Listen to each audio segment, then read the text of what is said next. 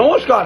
আপনার জীবনে টাকা পয়সার কষ্ট চলছে, বা স্বামী স্ত্রীর মধ্যে সম্পর্ক ভালো যাচ্ছে না, বা প্রেমী প্রেমিকার ভালোবাসাতে কোনো রকম বাধা সৃষ্টি চলছে, তাহলে আজকে একটা গোলাপ জলের উপায় বলবো। সেই উপায়টা যদি আপনারা করেন, আপনার তার সাথে সাথে দুটো গ্রহ ভালো হবে।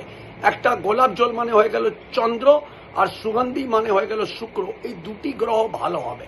আপনারা শুক্রবার দিন থেকে এই ক্রিয়া করবেন, রোজ এই ক্রিয়া করবেন।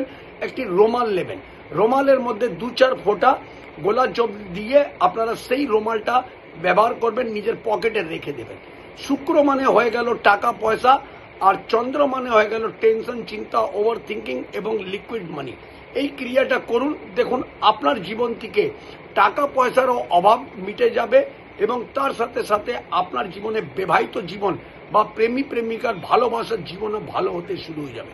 এই উপায়টা করে দেখুন, লাভবান হবে।